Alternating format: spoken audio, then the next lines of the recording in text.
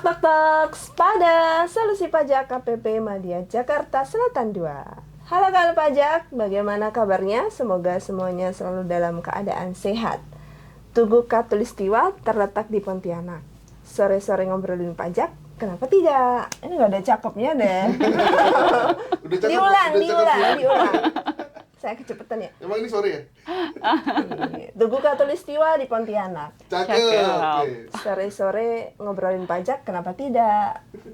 Ih kata. Semoga semuanya selalu dalam keadaan sehat. Kembali lagi bersama kami bertiga di podcast yang tentunya ditunggu-tunggu oleh kawan pajak. Karena kalau kami udah muncul, berarti ada sesuatu yang baru nih, gitu ya. Kita sapa dulu pemateri kita, bukan pemateri, narasumber kita pada kesempatan kali ini. Bener udah kenal, tapi nggak apa-apa lah. Di ujung sana ada Mas Krisna. Gimana kabarnya Mas Krisna? Alhamdulillah Mbak, luar biasa. Selamat sore kawan pajak. Semoga semua dalam keadaan sehat, dalam keadaan baik ya. Alhamdulillah. Mbak Rini, bagaimana kabarnya Mbak Rini? Alhamdulillah baik, Mbak Kia. Sehat ya. Semangat ya Mbak Rini ya. Baik, Mas Krisna, Mbak Rini, seperti judul yang nanti kawan pajak baca di podcast kita pada kesempatan kali ini. Jadi kita mau membahas mengenai peraturan Dirjen baru di tahun 2025 ini yang sebenarnya barangnya tuh udah berjalan. Cuman pernya baru muncul, baru terbit dan baru kita bisa sampaikan kepada kawan pajak. Nah, nomornya Per Dirjen 11 tahun 2025. Kalau kita tentang judulnya, yaitu ketentuan pelaporan pajak penghasilan, pajak pertambahan nilai, pajak penjualan atas barang mewah dan bea materai dalam rangka pelaksanaan sistem inti administrasi perpajakan. Dan kaitannya dengan Korteks ya kawan pajak ya. Nah, tapi kali ini khususnya terkait dengan SPT masa PPN. Tapi kenapa nih Mbak Rini kok nggak dibahas semuanya gitu, SPT semuanya? Iya, kenapa ya Mbak Kia? Soalnya tuh di Per 11-nya nih, yang tahun 2025 itu terdiri dari 147 halaman Mbak Kia. Wah. Iya, kawan pajak. Pasal, Pasal loh ya, maaf, Pasal. 147 pasal. Jadi kan kayaknya nggak mungkin nih kalau kita bahas di sini semuanya ya. Makanya kita ambil salah satu aja, yaitu terkait dengan pelaporan SPT masa PPN. Jadi biar lebih Iya, fokus gitu ya Mbak Rini ya. betul.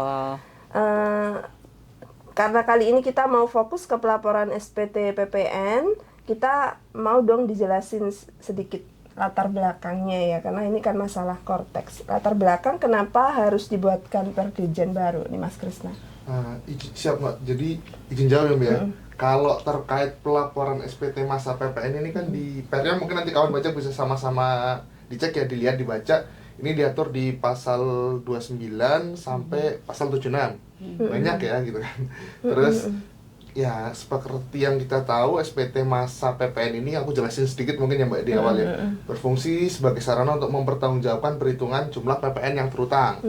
Terus juga melaporkan tentang pengkreditan PM terhadap PK. Terus pembayaran atau pelunasan pajak yang telah dilaksanakan sendiri gitu kan. Atau melaporkan juga terkait pemungutan PPN misalnya oleh pemungut ya kan, atau pihak yang ditunjuk sebagai pemungut. Nah, latar belakangnya sendiri nih Mbak, ada 3 Mbak. Kenapa harus diatur pelaporan SPT masa PPN di aturan yang baru ini gitu kan? Kenapa harus diatur, ada aturan baru sih gitu kan?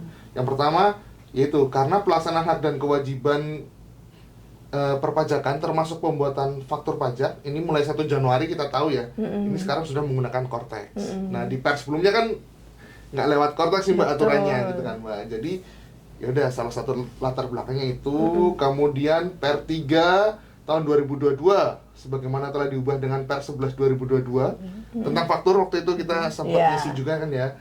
Ini belum menampung ketentuan yang terkait dengan faktur pajak dalam rangka implementasi Korteks ini Mbak.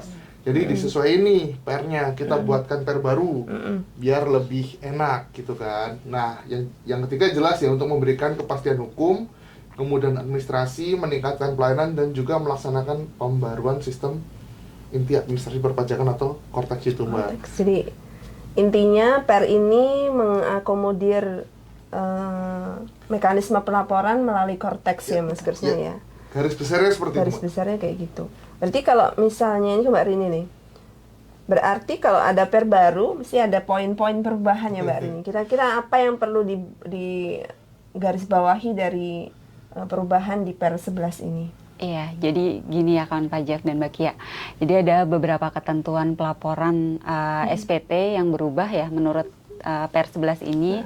Nah, ini yang pertama terkait mungkin ini yang salah satu yang ditunggu oleh kawan pajak ya. Jadi di Per 11 ini ditegaskan bahwa batas waktu untuk upload faktur pajak itu paling lambat tanggal 20 bulan berikutnya. Jadi ada spare 5 hari ya dari yang lama, betul, yang tanggal 15.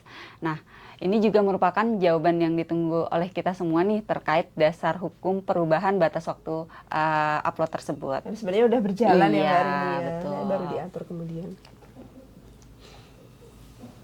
Terus kemudian selain itu ada beberapa perubahan juga nih terkait SPT PPN yang diatur di Per 11 ini ya. Di antaranya yaitu jenis SPT-nya. Jadi dulu itu ada 4 jenis SPT ketika wajib pajak melaporkan secara legasi ya. Itu antara lain SPT masa PPN 1111, kemudian 1111 DM, kemudian 1107 PUT, dan satu lagi yaitu SPT masa unifikasi instansi pemerintah bagi PPN. Bagian PPN-nya Iya. ya. Nah, sekarang dengan diterbitkannya Per 11 ini, jadi terdapat 3 jenis SPT masanya. SPT masa PPN-nya. Yang pertama yaitu SPT masa PPN bagi PKP, kemudian SPT masa PPN bagi PKP yang menggunakan pedoman pekreditan pajak masukan, dan yang terakhir yaitu SPT masa PPN bagi pemungut PPN dan pihak lain yang bukan merupakan PKP. Oh, jadi Betul. dari 4 jenis Iya, SPT betul. sekarang Diringkas disimplifikasi gitu gitu betul, ya, menjadi 3 SPT SPT aja. saja. Berarti bedanya apa kira-kira? Kalau rincinya mungkin nanti kawan pajak bisa baca di Per 11, tapi garis besarnya perbedaannya dengan SPT yang delegasi apa Mas Krisna? Izin nambahin dulu Mbak, mungkin mumpung ingat tadi terkait batas waktu upload faktur ya, karena dari kemarin masih banyak yang nanya nih, misalnya tanggal 20-nya jatuh di hari libur gitu kan ya. Itu apakah batas waktu upload fakturnya geser ke hari kerja berikutnya? Itu masih ada aja yang nanya seperti itu. Nah, jawabannya tidak ya kawan pajak ya. Yang bisa bergeser ke hari kerja berikutnya itu adalah pelaporan SPT masanya. Nah, jadi kalau batas waktu penyampaian SPT masa PPN bertepatan dengan hari libur, itu maka pelaporan dapat dilakukan paling lambat pada hari kerja berikutnya. Misalnya 30 Juni inilah besok ya. Katakanlah itu hari libur nih. Itu kan batas waktu pelaporan PPN Mei ya. Yeah. Katakanlah hari Minggu gitu ya. Maka pelaporannya bisa dilakukan di Senin, di 1 Juli gitu kan. Kemudian tadi terkait perbedaannya nih dengan apa saja sih perbedaan dengan SPT zaman pelaporan legacy gitu ya, pakai web, pakai aplikasi, pakai DJP online gitu ya. Sebenarnya ada banyak sekali Mbak pembaruan dan penyempurnaan yang dilakukan di Per 11 ini. Seperti contohnya mungkin di SPT tadi Mbak Rini bilang ada 3 jenis SPT ya. Yang pertama ada SPT masa PPN bagi PKP. Ini nggak menggantikan yang SPT masa PPN 1111 ya. Dulu kan kita taunya 1111 nih. Nah, sekarang sebutannya SPT masa bagi PKP. Nah, ini formatnya aja udah beda Mbak sekarang. Sekarang isinya itu ada induk, kemudian lampiran A1 buat ekspor ya, penyerahan ekspor gitu kan, ekspor barang atau jasa gitu kan. Kemudian lampiran A2 untuk penyerahan dalam negeri, ada lampiran B1 untuk pajak masukan atas impor BKP tidak terwujud dan kawan-kawan itu ya. Kemudian B2 ini untuk lampiran pajak masukan dalam negeri, dan juga ada lampiran C. Ini untuk data pemotongan pemungutan gitu ya. Nah, nggak ada lampiran AB lagi berarti ya, Mas ya? lampiran AB-nya hilang Mbak. Kalau dulu kita di 11 tahu ada lampiran AB, sekarang dia geser melebur ke induk SPT gitu. Selain itu masih ada lagi di induknya itu ditambahkan sekarang berbagai macam detail transaksi gitu kan, biar lebih jelas, lebih enak nih kita lihatnya.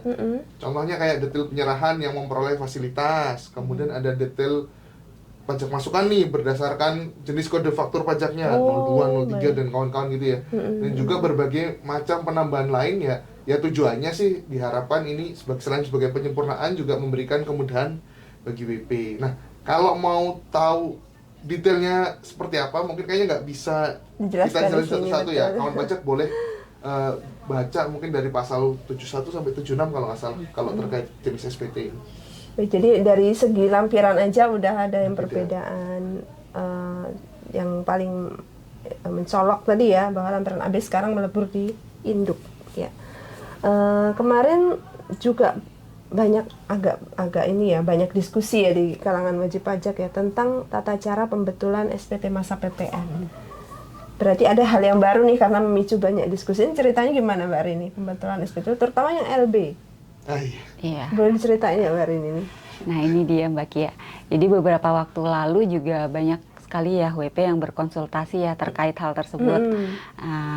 Aku coba jelasin ya gimana konsep pembetulan SPT masa PPN-nya di Kortex. Jadi ketika kita akan melakukan pembetulan SPT masa PPN melalui Kortex, saat ini yang digunakan itu untuk perhitungan nilai SPT-nya ya adalah menggunakan konsep delta SPT. Jadi delta SPT itu adalah pembetulan SPT yang tidak menggantikan atau menegasikan SPT yang dibetulkan. Ya, jadi nilai SPT pembetulannya itu merupakan selisih antara nilai SPT pembetulan dengan SPT yang dibetulkannya. Nah, contohnya nanti biar Mas Krisna nih yang jelasin nih. Siapa? Aku kasih contoh langsung aja deh. Kayaknya agak susah gitu ya. Jadi memang kemarin sempat rame nih ketika ini diterapkan gitu ya. Banyak WP yang tanya ya. Contohnya gini, semula misalnya di masa Maret lah katakanlah ya, ada LB sebesar 500.000. Kemudian April ada LB 700.000. Nah, ini kemudian ternyata di Maret dibetulkan nih, ya entah itu karena PK-nya nambah, digunggung gitu ketinggalan gitu ya, atau PM-nya ada yang dibatalin gitu kan, LB-nya jadi cuma sebesar 400, jadi LB-nya turun gitu kan, awalnya 500, kemudian jadi 400. Nah, kalau PKP melakukan pembetulan di bulan Juni, ya kan, maka sesuai ketentuan Per 11 ini, PKP harus melakukan penyetoran senilai 100.000. Dari mana? Dari LB 500 yang awalnya 500 dan menjadi lebih kecil menjadi 400. Nah, selisihnya ini harus disetor.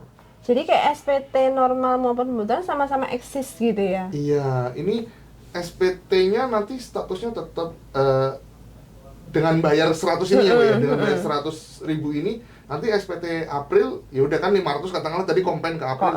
Itu jalan terus. Itu jalan terus, tetap diakui 500-nya di April, tapi syaratnya yang bayar dulu. Maret dibayar dulu 100. Nah, kalau dulu di Per 29 kalau nggak salah, aturannya di Per 29 tahun 2015 nih sebelum Per 11 ini. Jadi memang WP punya dua opsi nih untuk melaporkan pembetulan. Bisa pakai tadi konsep delta SPT tadi yang seperti dijelaskan Mbak Rini pengertiannya atau seperti saya contohkan, atau bisa juga ada satu lagi namanya metode replacement SPT. Diganti tuh SPT-nya. Ini apa sih bahasanya, pembetulan SPT yang menegasikan atau menggantikan SPT yang dibetulkan. Gitu Mbak. Jadi udah SPT normalnya dianggap nggak ada. Kita langsung ganti di SPT pembetulan 1 gitu kan. Jadi kalau misalnya tadi kasus tadi di masa Maret ada LB sebesar 500, kemudian pembetulan jadi 400 gitu kan. Nah, ini kalau dilegasikan bisa diutak-atik nih, bisa diganti di kolom SPT yang dibetulkan sebelumnya. Poin 2E ya, kalau nggak salah di induk ya, itu bisa dibuat 0. Kolomnya bisa diisi manual. Kolomnya bisa free text tuh, bisa diganti sama teman-teman gitu kan. Kalau dibikin 0 maka otomatis di 2F akan muncul LB 400. Ya udah, SPT-nya berarti besarnya berapa? Ya 400. Ini menggantikan LB yang 500 tadi. Tapi kalau ini dikompensasikan berarti konsekuensinya pembetulan berurutan gitu ya Mas Krisna. Di April harusnya mengakui ada kompen 500 awalnya ada pembetulan, ya Aprilnya harus diubah. Nah, konsep replacement SPT di Kortex ini sebenarnya ada juga Mbak, tapi penggunaannya terbatas. Gitu nggak? Kalau kayak tadi contohnya pembetulan itu nggak bisa pakai replacement. Ini hanya bisa digunakan untuk pembetulan terhadap SPT yang berstatus lebih bayar. dan diajukan pemeriksaan. Hanya itu saja Mbak penggunaannya. Kalau kaitannya sama SPT PPN ya. Jadi kalau LB kompensasi mesti delta. Pakai konsep delta. Baik. Tadi kan kalau LB-nya jadi lebih kecil. Nah, terus kalau dibetulkan LB-nya jadi lebih bayar gimana tuh, Mas? Oh, jadi lebih gede gitu ya, Mbak. Tadi kan lebih kecil ya. Ya, ini juga ada hal baru nih. Ada pengaturan baru kayaknya. Kompensasi ini mungkin agak agak asing ya di WP ya, nggak sesuai yang apa kita lakukan selama ini sebelum Cortex. Jadi kalau nggak salah ini terkait ini diatur di pasal 137 kalau nggak salah ya Mbak ya. Jadi disebutkan apabila terdapat kompensasi, maka kompensasi kelebihan pembayaran tersebut diperhitungkan sebagai kompensasi kelebihan pembayaran kelebihan PPN ya pada SPT masa PPN pertama dengan status normal yang belum disampaikan setelah masa pajak dilakukan pembetulan. SPT normal pertama yang belum berarti agak ini agak susah. Kita pakai contoh aja nih. Contoh aja langsung. Kayak tadi nih, contohnya sama Maret gitu ya, LB-nya awalnya 500, kemudian April LB 700. Kemudian dilakukan pembetulan nih bulan Maretnya yang dibetulin ya. Jadi lebih banyak, LB-nya lebih besar, jadi 700. Nah, kalau misalnya PKP melakukan pembetulan di bulan Juni, ya kan? Maka PKP berhak atas kompensasi tambahan senilai 200-nya itu. Berarti kan LB awal sekarang LB-nya 700 gitu kan di pembetulannya. Kemudian SPT yang dibetulkan gitu kan 500, berarti kan ada tambahan 200 nih. Nah, 200-nya ini akan muncul di SPT masa yang belum dilaporkan. Ya, ini kalau ini bulan Juni berarti Mei. Mei kan kalau Mei belum dilapor berarti Mei. Dengan catatan Mei belum dilapor di akhir Juni berarti masuknya ke muncul di Mei. Kalau misal Mei udah dilapor berarti ya nanti munculnya di SPT Juni. SPT normal berikutnya setelah pembetulan dilakukan. Gitu. Banyak hal baru ya Mbak Rini, Mas Krisna ya. Jadi memang di awal tahun kita sudah shock ya. Culture shock ya dengan adanya Cortex, tapi semoga dengan adanya Per 11 ini memberikan kepastian hukum. Nah, sekali lagi kalau kita bahas Per 11 dari pasal 1 sampai pasal berapa tadi? 100 berapa? 47 pasal, tidak akan cukup waktu kita. Jadi kita batasin saja dengan SPT, terutama yang SPT PPN ini hal-hal baru apa saja gitu. Nanti kawan pajak lebih dalam lagi bisa cek di pernya. Banyak contoh juga di lampiran ya Mbak Rini, Mas Krisna. Mungkin ada tambahan dulu sebelum kita akhiri sesi kita Mbak Rini. Iya, jadi karena pelaporan SPT masa PPN ini erat kaitannya ya dengan penerbitan faktur pajak ya. Nah, yang di sini kan kita bahas hanya SPT masa PPN-nya. Jadi dimohon kawan pajak juga untuk mempelajari ketentuan penerbitan faktur pajak yang ada di Per 11-nya. Oh iya, betul, karena nggak akan ada SPT kalau nggak ada faktur ya. Mbak Mas Krisna ada tambahan mungkin? Apa ya, jadi mungkin kalau wajib pajak mau belajar lebih lanjut, boleh cek-cek di pajak.go.id ya, di laman pajak.go.id. Bisa juga nonton di video proses bisnis Cortex-nya di YouTube Dirjen Pajak, itu sudah sangat membantu gitu kan, banyak sekali tutorial di situ. Kemudian dapetin juga informasi terkini ya kan, perpajakan dengan follow akun medsos KPP Media Jaksel 2. Pesan sponsor itu. Betul, harus ada pesan sponsornya. Jadi tentang Per 11 juga di medsos kita, nggak cuma di sesi podcast ini, juga sudah dibahas beberapa tema ya Mas Krisna, Mbak Rini ya. Tapi sayang sekali karena waktu juga terbatas, kita tidak bisa berlama-lama. Semoga apa yang kita diskusikan pada kesempatan kali ini bisa diterima dengan baik. Semoga juga Cortex-nya makin lancar jaya sehingga memudahkan kawan pajak dalam melaksanakan kewajiban perpajakannya. Jangan lupa untuk menyalakan notifikasi sehingga kawan pajak tidak ketinggalan informasi terkini mengenai perpajakan. Baik, sampai jumpa di kesempatan berikutnya. Assalamualaikum warahmatullahi wabarakatuh. Waalaikumsalam warahmatullahi wabarakatuh. Bye.